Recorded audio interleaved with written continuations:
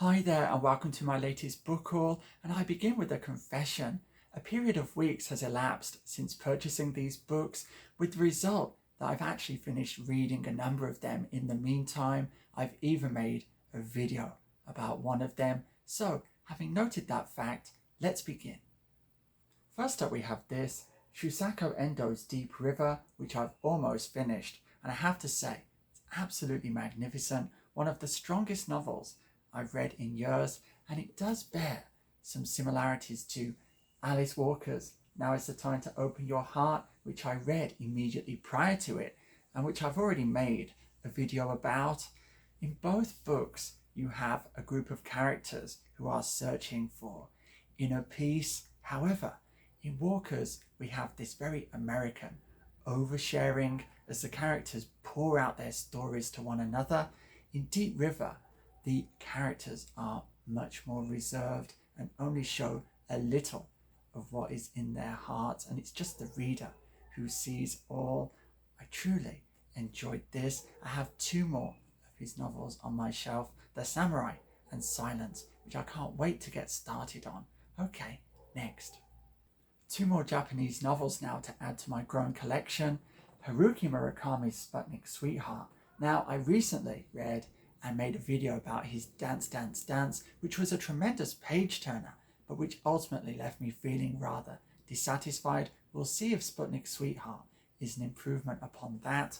And then we have this, The Moai Island Puzzle by Alice Arissigawa, a pen name of a male Japanese writer. This is a detective novel. I know nothing more about it, but we'll give it a try. Okay, next.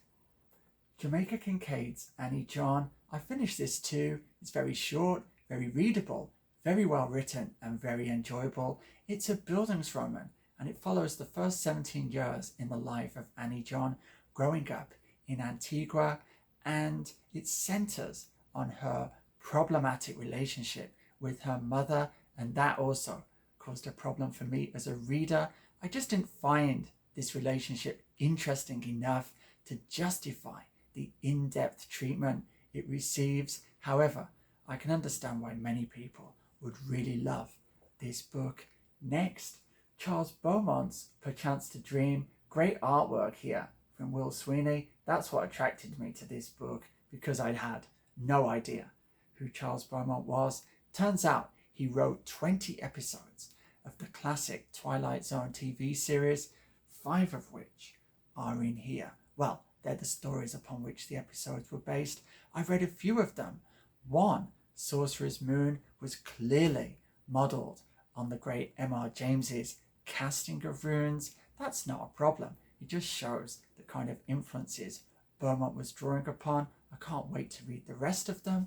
Then, a French novel, Pantagruel by Rabelais, and I'm not great at reading French. I bought this really to try and improve, but there are many weird features of French books which come together here. I'm just going to give you a brief tour of them.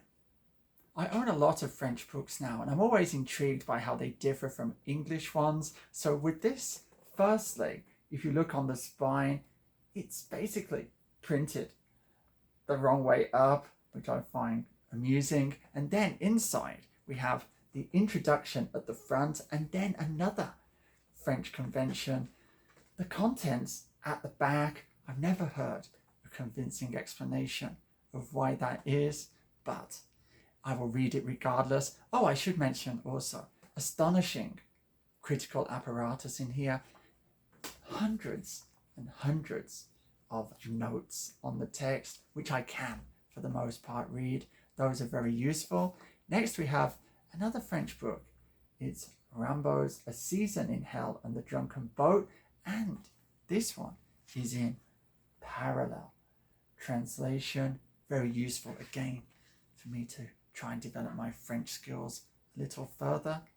Very nice edition. Okay, next, the classical world. It's Ovid's Metamorphoses, Oxford World Classic Edition. It's referenced in so many other works of art that not to have read it just seems a huge oversight. However, it is a rather weighty tome, so we'll see if I can find time for it this year.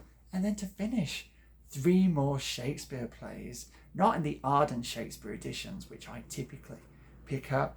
These are the Everyman Shakespeare, The Tempest, of which I already have a few copies, then Antony and Cleopatra, and finally we have Romeo and Juliet. And that concludes this book haul. Please let me know your thoughts on any of the books I've shared with you. I love reading the comments, but for now, all that remains is for me to bid you farewell in time-honoured fashion. Be safe, be strong, and I shall see you anon. Nanu nanu.